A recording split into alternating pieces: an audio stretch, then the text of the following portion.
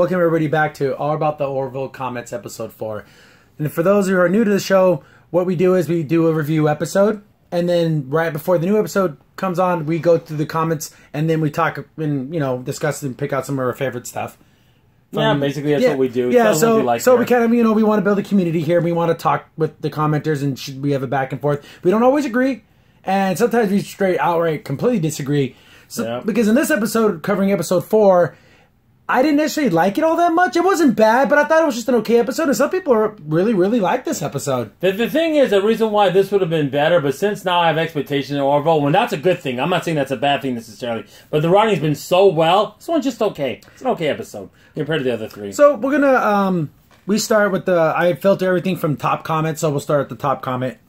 And it's coming from Rooney Carmo. Again, I apologize if I mess up your username.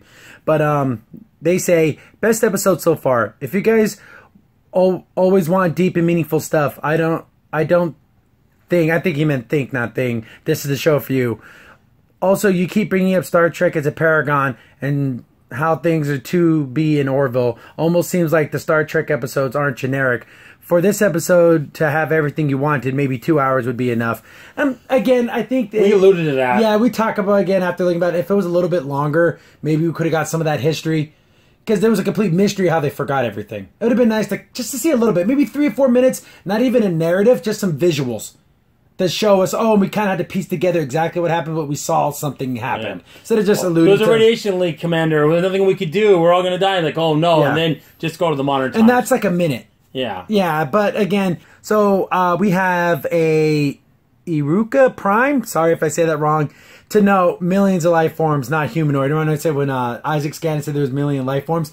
I would like to think that he wasn't counting bugs and stuff and like insects, but technically those are life forms, so when he said millions... Maybe there weren't millions of people. Didn't he say millions of inhabitants, though? But isn't a bug an inhabitant of the planet? Yeah, exactly. So I would like to think that. But again, since he's a machine, that would fit that to be that exact. But I think I think it's people. I think he meant people, but I could be wrong. Yeah, so that's kind of an out if that's how they get around saying how come there wasn't more people.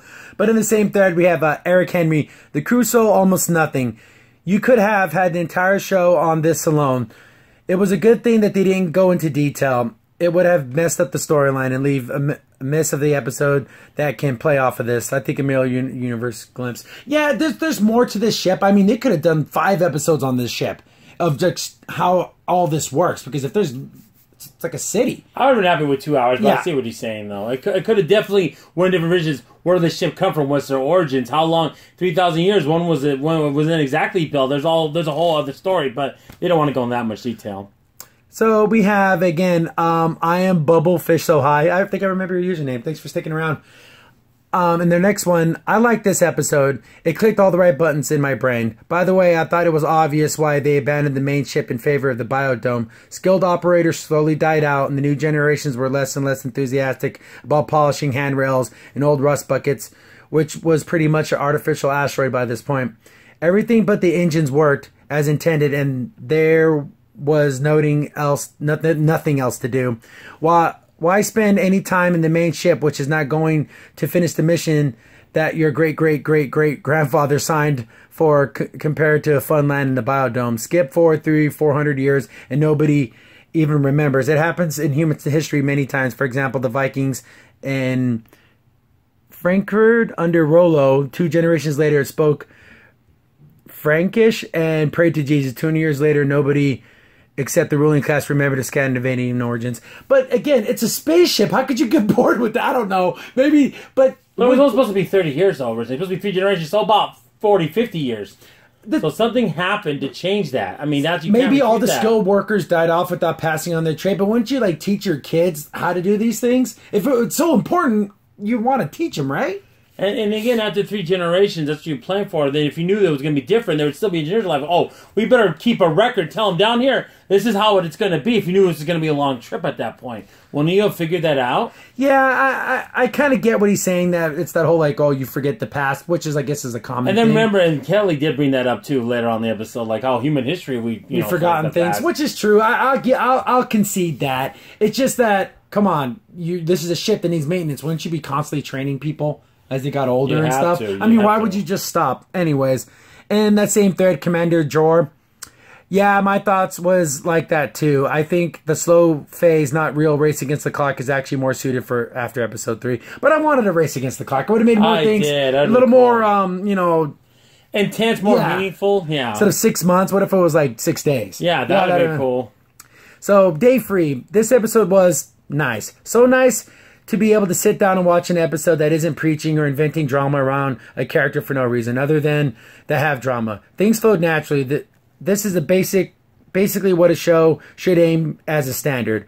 And while it's no longer in a high concept, finding out what these characters as they have this adventure is building a picture of how they're coming together and the union as a whole. Kudos for a Liam Neeson cameo. Yeah, I guess it's just a nice episode. I guess that's a good thing to say. It's nice. Okay, I didn't say it was, I wouldn't say it was awful. Yeah, we know I didn't dislike this episode, like, to the point where, like, oh, this was awful. I just didn't think it just didn't hit me as hard, And maybe his biggest sin is that the fact that it came after episode 3. Yeah, and it was just too nice. Yeah. Like, it was just like a nice vanilla ice cream. It's still ice cream, but it's just vanilla. I want flavors. Well, maybe you see at the beginning when Boris' May Clyde was eating ice cream. Yeah, I needed Rocky Road, not vanilla. That could have been the metaphor. It was the road. It was the Rocky Road.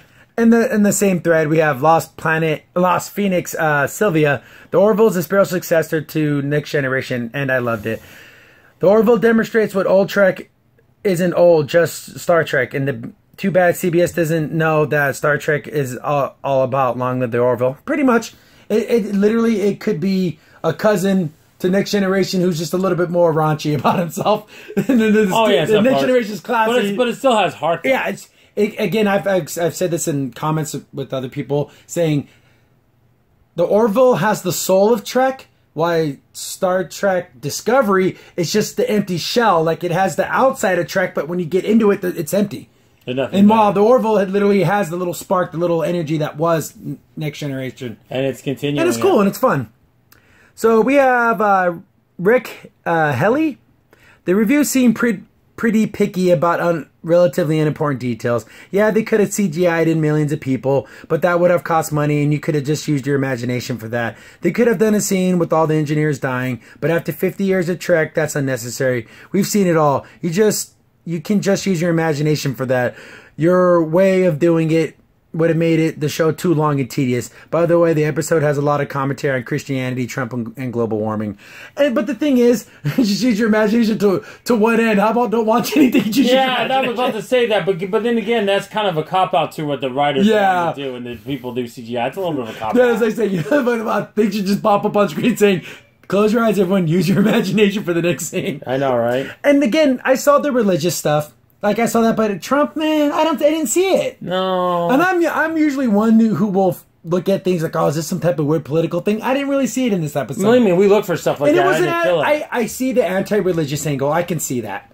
But the Trump, man, I could see your point if this was Discovery doing something like this. Okay, why are they doing this? Like, they've already been proven to want to go in that direction. But Orville, I'm sorry, I didn't see it. I don't see Orville trying to do that. Next, we have Ginger Riplinger. It was a rewrite of an old Star Trek episode that was titled something like "The World Is Hollow and I Have Touched the Sky," and the old ST Next Generation episode with Dyson Sphere with Scotty was in it. Yeah, again, it does, but it feels like, it was a kind of a mishmash of older Trek ideas. Yeah, because the Dyson Sphere episode, they didn't have anyone inhabited left. They all left that Dyson Sphere. Yeah. So it did have that feel that, what if people were living like in a, biosphere type thing, but it was also on a ship too, and it was also floating in space. I can see that. Yeah, Will Adams in our next comment. I'm still laughing from the idea that you labeled the 1910s and 20s as the pioneer days. I'm sure you meant 1810s and 1820s. I like that you, as I, picked up the idea that Laura has a crush on Ed. I'm not even sure that Kelly picked up on it. I think your attack on them for showing people who looked and acted like pioneers and even similar cars and guns, that is called parallel evolution. It could have happened just like the idea that trees, which you didn't complain about in any of the episodes featuring trees, and other things that might evolve along similar lines. As for Kelly being tortured, I like the fact that she looked like she had been through the ringer, but did not like the fact that later in scenes her hair and makeup were perfect again. I don't think Finn's going to have an affair with the Blob. That's going to be a hoot. Yeah, no, that's gross. I don't want to see it. Well, first of all, trees is kind of a generic thing. Yeah, between trees and vehicles. There's a big difference. And the fact that vehicles do look like cars, I mean, wouldn't they look a little different? Wouldn't there be some? It's like, it was just, I think it's just whatever, they had some cars on set, I'll choose these cars that we have. Okay, maybe you can say, like I said, the thing is, this is what I would say, those cars were similar to cars you would see, not Model Ts, but in the 30s and 40s, you want to be a little bit more apt. But then that, those Enforcer guys had like military vehicles that looked kind of more contemporary. So it was kind of a mishmash of...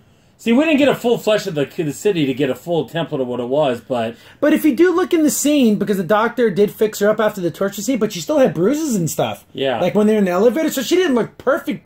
No. She did look a little roughed up still, which I think was actually a good detail. It wasn't like she was Hollywood perfect. Yeah, we can't... Well, I remember Crimson commenting when we watched all that scene, like, oh yeah, she looks really beat up. It was a good job.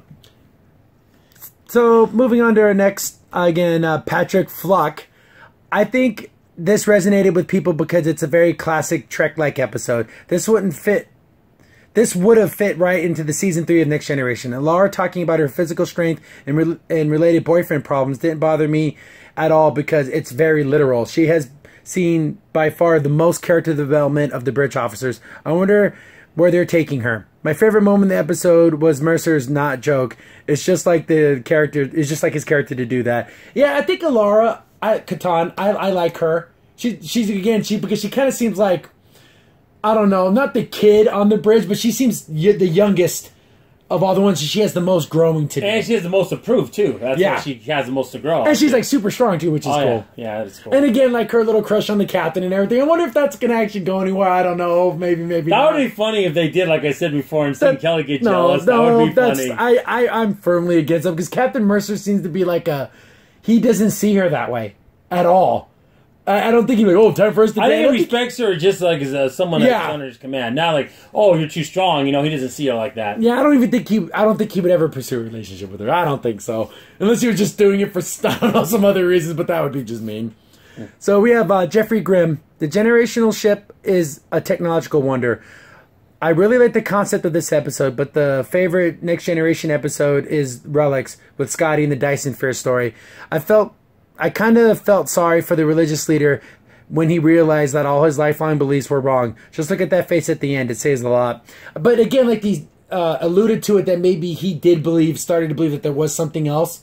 But he was so ingrained into his... Because he goes, there's no one else here to disprove me, so why even go down that road? But when he saw the sky crack open, that pretty much says everything you believed was wrong. Like, how did this thing happen?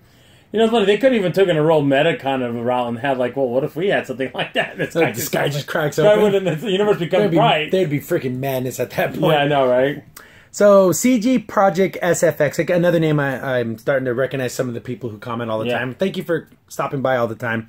I expected this episode to be light compared to the others. I don't think that it's bad. I think they will revisit the people again. They continued from the previous episode, so I bet they will continue. I like to see where these people go with their newfound knowledge. Yeah, I want it to be at least a year from now. You got to make it like a little time between when they first when they start relearning to start running the ship and the systems and everything, and then using the land to grow crops. And you get those, like that lady who lived in that cabin. Could you imagine showing her all the technology side of all that? She'd be so lost if she was in New York City. She wouldn't be able to know what to do. Yeah, so just bring all the generation next, the younger, like the son. So he'll probably be the one that's going to be the engineer and stuff like that. But I'd like to see where this goes. But again, it's kind of weird that they didn't develop technology, at least get some semblance to what they had. Like they kind of stayed in that same mode, which is kind of funny after thousands of years. They never developed more than that. But so we got Max Bootstrap. Orville Season 1, Episode 4 is a tie for best episode so far with Season 1, Episode 3. However, it's quite true that in Episode 4 could have gone in so many extremely cool directions that we naturally get the impression that it could have been more. The problem is not within the 40 minutes they have for one episode, so probably this should have been written as a 2 or 3 episodes. Otherwise, outside the bad crew jokes now and then, which they should drop, Orville is a stellar series so far.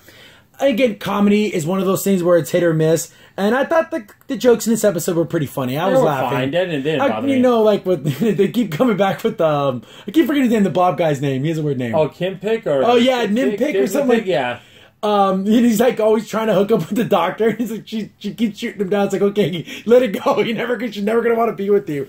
But I think that's Seth MacFarlane. He's going to have his kind of raunchy jokes. And it's funny that one of the Helmsman, whatever, actually plays the voice of Roger Smith's son in American Dad. It's I forget his name. Steve Smith. Steve Smith. Yep. So it's really funny because it isn't his normal speaking voice sounds nothing like it, but that tells you how good he's a voice actor. So I do agree. This would have been a really cool 2-part episode where one episode was that first part and the second episode is them learning all the technology in there. But I think they don't want to get too deep into that. Yeah. And because this is literally just the 4th episode. But again, that tells you how well we want more. We want more. That's exactly what you want in a show that's brand new. Want more, not less.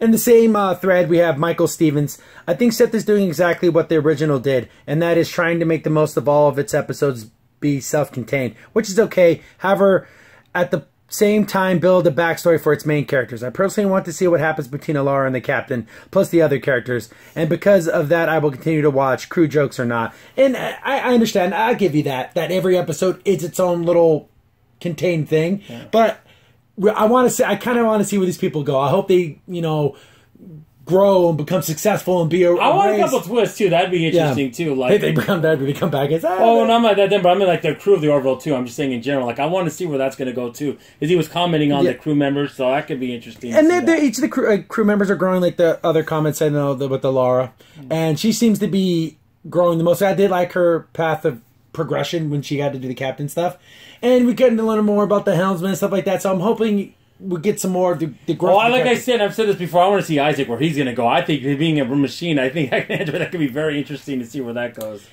Drake in 74. I usually agree with you guys, but I think you're way off on this episode.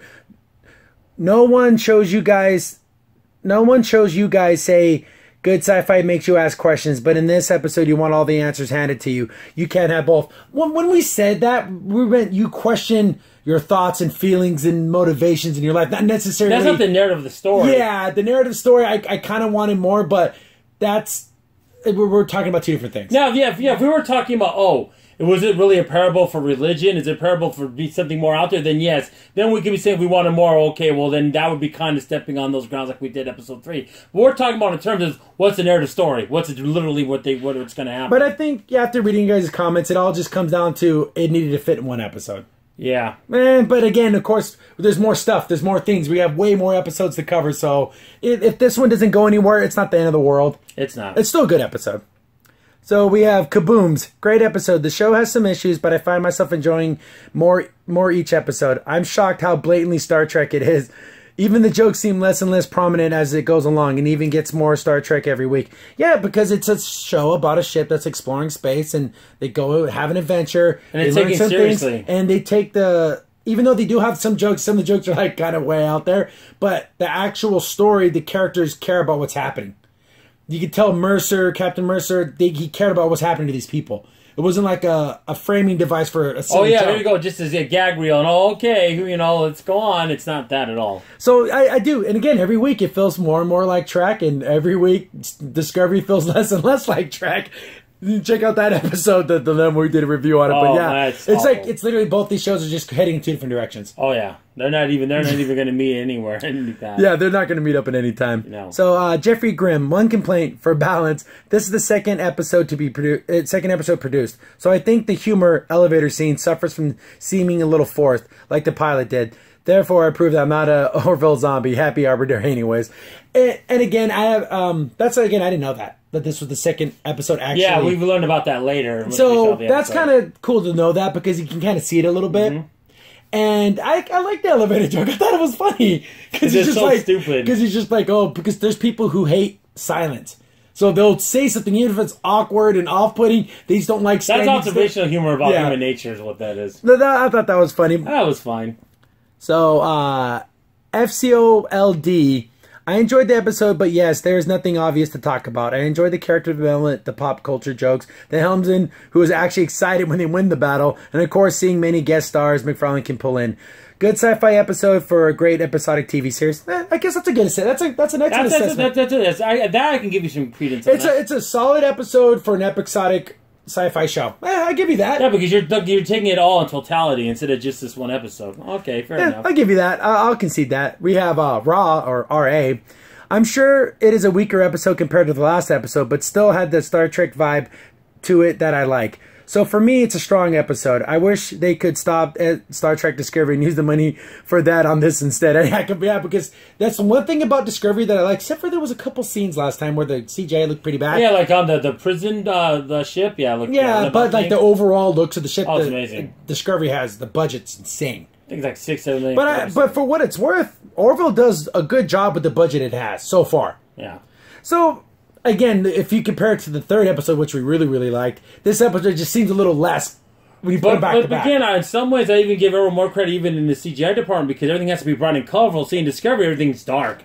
And it's easier to do CGI in the darkness than it is in the light. Yeah. Maybe you think, I know it's a little simplistic, but it is true when you think about it. Now we have Mark Hayden. The easiest explanation is at some point they forgot to turn off the light switch.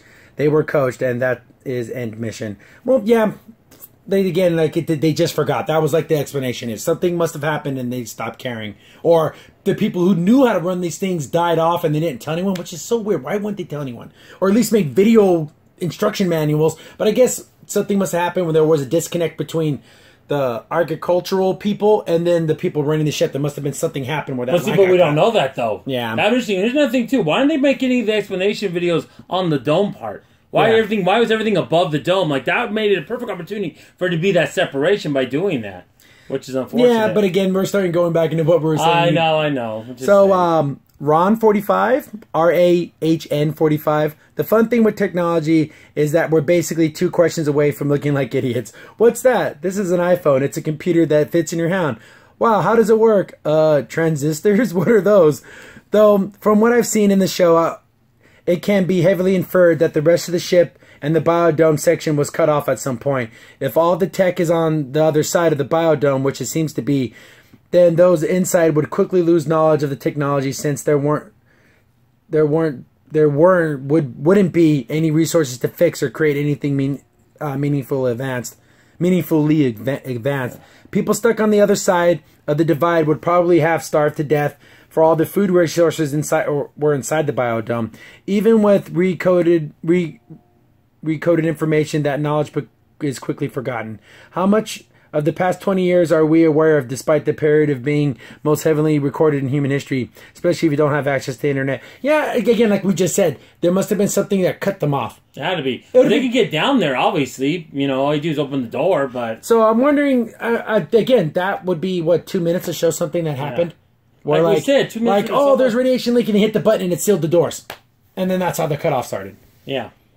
It's been since almost 2,000 to 3,000 years. I think they said. Yeah, the radiation would have died off by then; it would have dissipated. So we have count 0. To me, it was obvious the episode was a comment on climate change debate we have now. They give the dictator all evidence that they will die if they don't change ship HGN and tell the people the truth. But the dictator won't to keep it secret. So lifestyle stays undisturbed no matter if they're gonna die. No need to explain what happened to the ship that was not point. It showed that they never saved themselves no matter how much evidence they were presented, and others had to decide to save them and force them to change. I don't see the climate change debate here. I can see the anti-religious point of view, but then you can say that about anything that you give someone the facts and they don't accept them. You can say that about anything. The thing is, you're saying the climate change because of the fact from day to night and that environmental aspect of it being trees everywhere and all. But it's too. I think it's a better argument you're making, but I still don't see it. Yeah, you can make it about anything that if you present them with facts and they don't accept it, so you can make it about. That's like the parable for X-Men. Why are they treated differently? Or like the flat Earth people. No matter how much you explain to them that the Earth is round, they're never going to believe it. So you can even make it about that. Yeah, I'm just using another example, but yeah. So, Winford Hancock. I try not to analyze the show, but I can try to understand the story behind the story. Seeing it from the eyes of Captain Mercer and the crew, I saw a society that is being told what they need to be told. Kind of like some countries today that restrict news of the outside to their civilians. Maybe talking about socialism or communism, a dictator who controls the masses, I don't know. No one knew that they were in a ship. During the recording at the end, it was mentioned that there was a problem. I don't remember, maybe the bridge crew died and no one had access to the bridge, or simply someone took over the ship and closed off the bridge. We'll never know.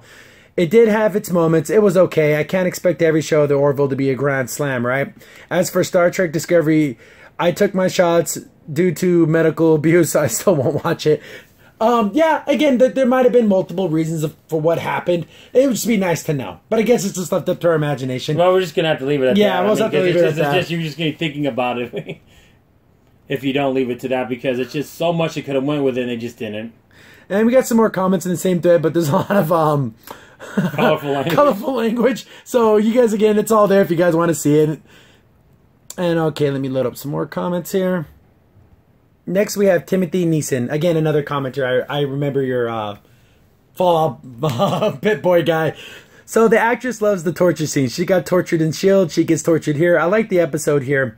They keep up the social morals. Love the show keeps getting into these interesting places. I would have shot and killed the a-hole in charge. I really knew the ending was coming too. We got a badass ship fight. Good. So good. Mother effing cast is on point. Elam Nielsen. And again, the side stuff was great. I just thought the core story was just meh. And again, yeah, that lady gets captured and beat up and tortured in 2 different shows. She's good at it. She's good at getting captured. It's all, yeah, it was pretty, but I think it was a little more dramatic. Yeah, I know, right? And then again, they go on talking about the guest stars. That's the thing about Seth MacFarlane. He has so many ins with so many celebrities. We're going to see a lot of cool stuff. And you're going to see a lot of Star Trek people. I want to see Michael Dorn. I want to see Jonathan Frakes. I want to see Patrick Stewart. I want to see those guys in Orville. LeVar Burton, Brent Spiner, all those guys. It'd be great. In next comment, we have Diamonraco. Deamonraco. Sorry if I didn't say your stuff right, but you guys have crazy usernames. I totally agree. It looks like just another episode. Good, but not great. Maybe it's because it's on the shadows of episode 3. About the couple's fight with Bortus, I like 2 things. They showed them as a typical couple, and that's great. Not the center of some huge conflict like the previous episode. The second thing is the discussion on the bridge about ex-wives that, for a moment, it seemed like Rudolph thing from before affected Bortus' personal life. But no, their writer didn't go there, and it's perfect. Otherwise, they would have cheapened the last episode's floor. The religious conflict got resolved too quick and without any riot, which is odd. But I guess it would have needed a double episode to address those topics. Also, this episode, as said on my Twitter, for instance, to remind the episode of Next Generation about the Dyson Spheres. And yes, 7 out of 10 will be right. Yeah, that's a good assessment. I love all the side stuff, like with Bortus and everything. It seemed real. That seemed like a real, actual relationship. See, for the minute I want to put myself in there and say, look, you got what you wanted. I know I said that before, but that's how he told Clyde. That's what you got what you wanted. Our sense of we have a point now, so I want to hear it. So, Vajenko 1701. Also, I'm really more excited about the coming episode. It's really a universe and a ship I want to be a part of, and I haven't had that in sci-fi in years. After a long time, this is a show I would like to contribute to its development, the universe that races the continuity. And that's what makes sci-fi so great. Especially something new. You want to know everything. What are more ships? I want to see more races. I want to see more technology. It's new, but it seems vast. Yeah. That's why I would put Orville. Like I said, there's so much more out there. Like, they can go so many different directions with different race characters, and it can be interesting. Mm-hmm. You have a feeling it's going to be interesting. It's going to be good. It's not going to be all the standard, typical, blah stuff you see in a sci-fi show. And then that whole idea, I want to see Orville cosplayers, and I want to see people writing fan episodes and doing all that. I want Orville cosplay. Yeah, that's going to be cool. I can't wait to see that kind of stuff, because all the Trek fans are coming over here, and there's some great Trek fan works. I want to see those become Orville fan works. There's a show for both. There really is. So next we got Eric Henry. The generation ship was not quantum capable, so it would have to park in orbit with the sun they were heading to. The story was well done for a 1-hour show. It could not go into specific details without destroying the tempo. I would give the show an A for world building, which is very important for a show in the long run. I personally put it on the top show so far. I'm into deep storytelling. You have a race that just gave up 2,000 years ago. So far could have gone if they continued to fight and grow. Why would they ask if they were from the under? Yeah, they did mention that. They said from the under. But I think they maybe thought that was like the pipes and that area. But they didn't really explore that. The crew didn't explore any of the rest of the ship other than the bridge. So where does the down button go? What happens if you give all those people unit technology and the bad guy's still in charge? You may not have liked the show because it's a mystery inside of Enigma that cannot be open in 1 hour. It's funny how many people were suggesting that the Orville should only be a half hour. Now that wasn't enough time. It goes to show you, because remember they went in the elevator, they just went up. What if they went down? Probably just more maintenance type stuff. I'm sure. But again, what if they did get technology and that guy was still in charge? Would he be even more authoritative? Even more controlling? I think he'd be so in awe. I know he would have to. I think at first he'd be a little what to do with it. He'd be overwhelmed, I think. And the kids, be right there to tell him, oh, look, you got to do this and that. But would he be willing to share power, though? Because he's never had to do that. But again, we're stuck into that 40-minute time thing. So again, I'm just going off of what this commenter said. But he also said that there was people complaining the show's too long. Remember those early reviews? If it was only half an hour, then no, I want more. No, I'm sorry. Typical sci-fi show's got to be an hour long. I'm sorry if it's going to be any good. I don't know why you think a half hour would be enough. It wouldn't. So we have Doolala. A few years ago, I saw a documentary on Nat Geo called "Living and Evacuating Earth," which was about what humanity would do if they found out that our world was going to be destroyed. It continues with us creating a bio spaceship to house the population of humans for the journey to another Earth-like planet. It happens to indicate that the passengers would be on board for 3 generations, and points that there would be a number of things that could go wrong during their journey. So when I saw this presented in an episode, I couldn't help but appreciate that they explored this premise. I think I might have heard about that. I never actually watched that documentary, because I remember there was one where the world ended and talked about what would happen to the planet. But yeah, the whole idea of like getting everyone on like a big ship and taking off, I think that would be... It's scary and cool at the same time. But I'm seriously doubt that this planet took everyone off that ship. Maybe there's more than one ship. Yeah, maybe there was multiple. Now I'm thinking about it. That's a good point. That commenter made me think in my head. Maybe there's hundreds of these ships. I don't even know. And this is the only one they ran into. Yeah, and maybe they were successful. Maybe there's a planet where civilization's advanced. There's a planet on the planet. Again, more. I know. You can do so much with this episode. That's what makes sense. I guess that's cool because they can always come back and do something like that. So, Polyrobotics 1. This episode of Orville, in contrast with the very best of Star Trek Discovery, sorry I'm not going after CBS All Access, feels better by the long shot. The next episode is an actual start of the series that was not filmed or included at the time of the San Diego Comic-Con trailer. It felt like a full ensemble cast during the individual storylines from later seasons of Star Trek Generations, Star Trek Voyager, and Star Trek Deep Space Nine. Best Klingons ever. I agree with that. They were great. They give us a chance to They gave us character beats versus story beats. That's not bad at first opener on an average episode. If this was the worst that the show gets, then when the audience receives a good series. Exactly. Yeah, I'm hoping. If this is as bad as all the episodes get, we're good. Especially for a first season, episode. I'll be excited. I really will. And again, the Klingons during Deep Space Nine, because we had all the war and stuff, that was the best Klingons. I would agree with those Klingons I can understand totally. Mortok and all those guys, they were the best. Mortok, Gowron. When he came in and then Worf took care of him. Yeah, this feels like a full, solid, actual Trek episode that would be like in a season 3 of somewhat. It would. I'm sorry, it's already got its feet. It's footing. It really does. And for a new series to get that feet right away is a marvel, an achievement in its own right. So we got Luke Jackson. I'm waiting for a part 2 or 3-er. Then we will finally get a chance to see some real overall storytelling, one that causes the show to evolve and grow. Yeah, we haven't got a 2-parter yet.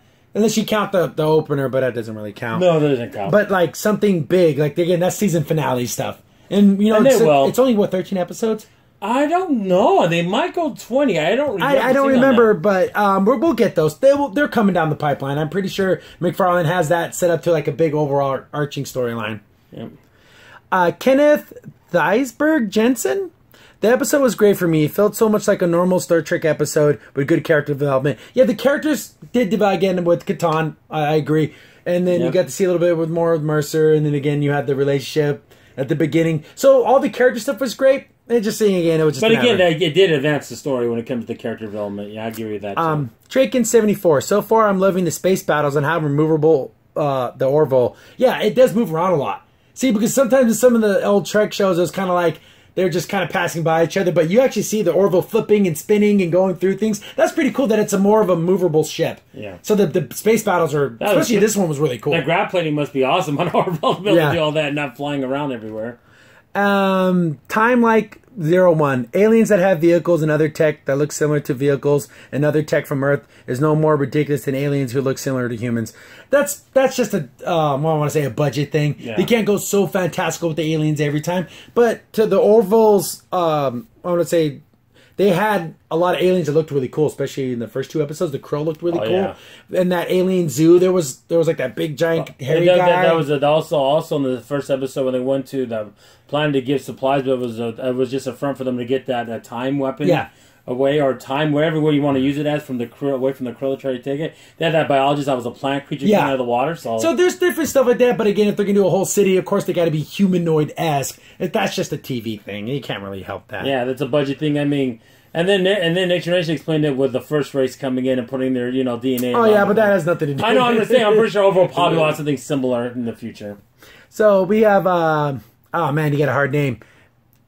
Anad Sherrod. I apologize, but the name will be up there. I apologize for destroying your name.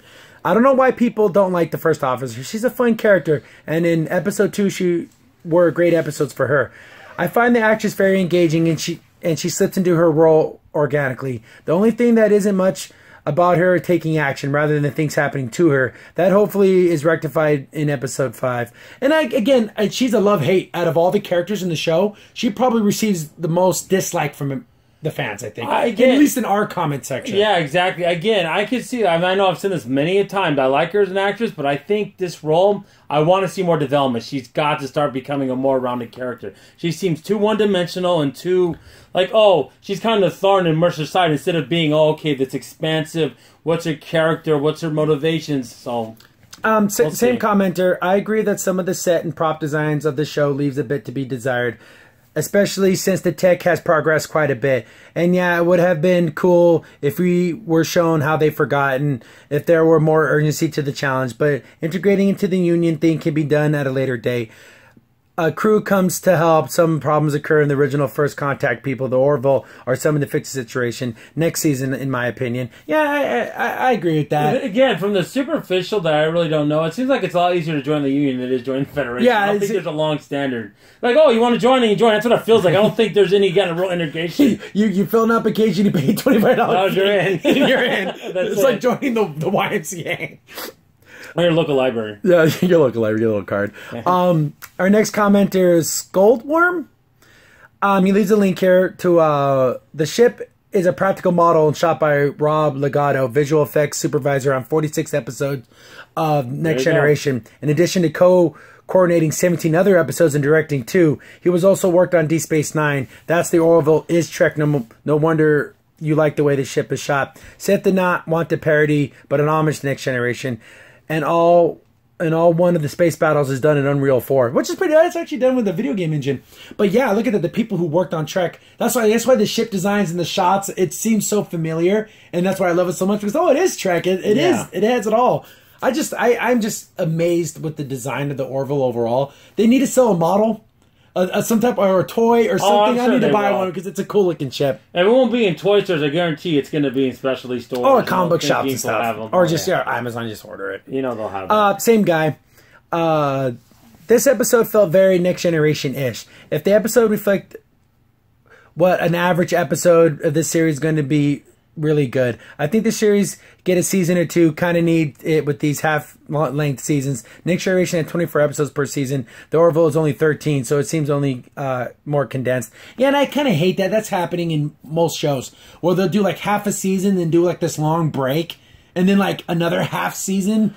I hate that.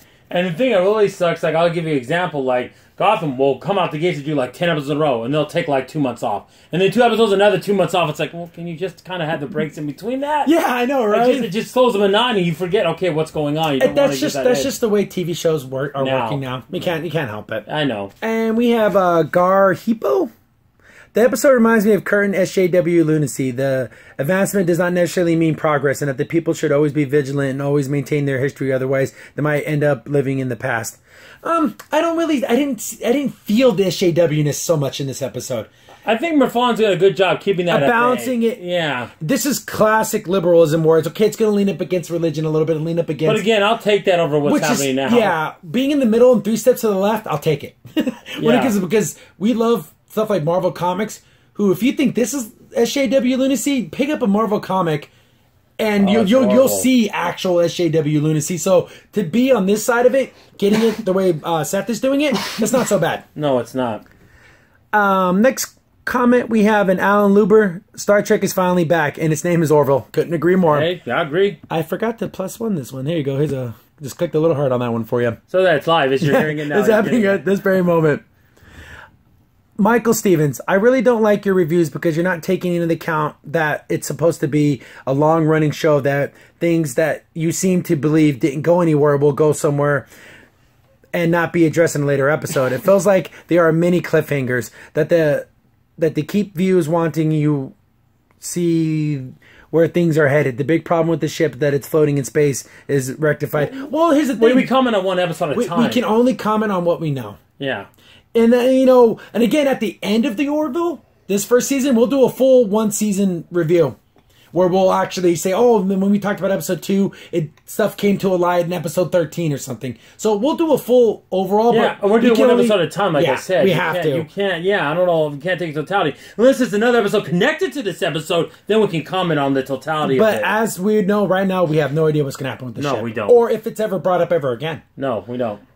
So, Brian Martin, great episode. You guys are weird. You damn straight I'm weird. You got I'm going to be a nerd until the day I die. You nailed me, man. I am weird. I 100% agree with that I am statement. a nerd and out there, and I'm always going to be that way. Thank you. FCLD, Blob Guy is probably the janitor. Think about it. He can get into an area and maybe metabolize dirt. Okay, maybe I made that up. He could be like the floor cleaner guy you see in the background of some sci-fi shows. I'm hoping he's the smartest guy on the ship, and like he never uses his abilities. Wouldn't that be great? Make him like this crazy smart, like quantum physicist. Exactly. Like he can do all these things. But he's doing a menial job because he doesn't want to take the challenge of doing it. Yeah, like he doesn't want all the responsibilities. There's a parallel to that if that did happen in Voyager, where they're on this ship and they have this one guy who knows like quantum theories at the highest level, but he wants to be the guy just to do little calculations. Does he want to be bothered with that kind of work? Could be that kind of guy. I think his name was Mortimer, if I'm not mistaken. It was an episode, I think, Good Shepherd on Voyager. I could be wrong, but I think that's what it's called. So we have Huntus Farmer. Why might the tech look the same provided that we're talking bipedal, 2-leg, 2 hands, about the size of a human? The laws of physics dictate that the tech will look similar. A good explanation. But the real explanation is they have a budget, that's what they have on hand, and that's what they're going to use. I mean, we can make an excuse for it, but that's what it is. So, Arrow Brock, I did not like the harping on about a strong woman thing, and I think that they missed a joke opportunity that would have saved it. She could have added, well, I guess you can't blame him too much. It did break both his arms in the heat of coitus. Oh, yeah. You didn't like how strong he was because, I actually physically hurt him. That would have been actually kind of funny. I'll give you that. That's a funny joke. So, Vanquez VJ65. The episode reminds me of a Doctor Who episode from last season. Similar premise in which the Doctor encountered a huge ship inhabited by a humanoid species, which were not aware they were on a spaceship. Sorry, I'm not a Who fan, so I don't know. Again, you might hate me for this, I'll be honest with you. I'm not into British sci-fi. I'm just really not into that kind of Doctor Who. I know Red Dwarf's a comedy, but it is sci-fi. I'm just not into those kind of things. That just doesn't. But it goes to show that this is a classic sci-fi story that's been done many times in many shows over many years. And this is just one more that gets added to it, and it wasn't bad. It brings something to the legacy of that, if you want to look at those episodes and the similarities to those episodes. So that's going to cover all the comments. We went through most of them. And again, guys, try to comment on the episode that we're talking about, because again, I'm getting more and more comments on other videos that pertain to this one, but it's really hard to try to keep things condensed into one page, so I'm not clicking all over the place. And even sending links to other things. Yeah. So that way, if you want to look at other stuff we talk about besides Orville and Star Trek, you can do that. And we even have one comment in here talk something about Star Trek. Please make sure to put that in the Star Trek section. Yeah. Unless you want to take a parallel between the two shows, is fine. But if you're just making a Star Trek question, a Discovery comment. Question, put that in Discovery. I also noticed that we did get a couple of I want to say on some of the earlier episodes that we've done, and people are accusing us of hating the Orville. That video, that very first video we made before the Orville even premiered. But I said it looked like a good show. And we were making the comparison of what the critics were saying. And how that, kind of got me off. Oh, I don't know, what if the show is bad? But then we actually saw the show and we love it. But again, I didn't believe the critics it was going to be bad. I knew it was going to be good. I didn't think it'd be this good, though. That's all I came to. See, it brought down my expectations a little bit, but I'm actually super glad we have this show. Yeah. And we're going to do a review episode tomorrow for the new episode, which looks like... Or episode 4, technically, if you look, that's Discovery. Never mind, it's episode 5. So... that whole thing. Sometimes we get these weird comments where it feels like you guys didn't watch the video and just made a weird comment. And we have another issue with Discovery where we haven't done a comments video on that because it seems to be a little more heated in that comment section. It goes back and forth, but if you guys really want us to do a Star Trek Discovery comments response video, just tell us in the comments here. Yes, I'd be so excited to do it. If you guys really want us to do it, maybe we'll do one like with every 3 episodes or something. Because I really don't want to. It can't be every episode. Because I'm not excited for it. No. Again, it just feels like we're just roasting the show, but I can't think of any other way. There's some new theories brought to light that if it is that way, it could help it a little bit, but I'm not sure if that's real or not. So, but again, thanks for all thanks for all the comments, guys. Keep watching the videos. Keep letting us know. People would comment saying, people disagree with me. A lot of you guys disagreed with us in this video, and I can see your point of view. And I still have my point of view, and then we can talk about it. And that's what makes Sci-Fi great, because we have a discussion. Yeah, exactly. But at least there's a discussion we had on this show. Yeah, there was, again, when people said they really liked the episode, they brought up the points why they did. Yeah. And I kind of talk about the things I didn't like, and then we have a back and forth, and that works. I like it. That's what it should be in a community. That's how, again, exactly, the word community. We want a healthy community for the Orville and Sci-Fi fans to come together and talk about stuff without feeling threatened or, people making fun of people from, just 'cause I don't agree with your opinion, I get to call you names and stuff. We just kind of leave that at the door, guys. Yeah, we don't want that kind of stuff. And some of the comment language a little salty. If you can just keep it clean, if you can, please. Yeah, I try to keep it PG-13 in my own language when I talk about the show. I can't tell you what to write, but if your comment has lots of profanity in it, maybe we don't cover it. But I'll block out cuss words and stuff like that just because I want the show to be PG-13. Definitely. The channel here. Yeah. So thanks for commenting. Thanks for watching. We'll keep these going as long as you guys keep commenting, and we'll keep doing it. Yep. So I've been your host, Crimson Sin. I'm Man 15 PCA. Thanks for watching. See you later. Bye.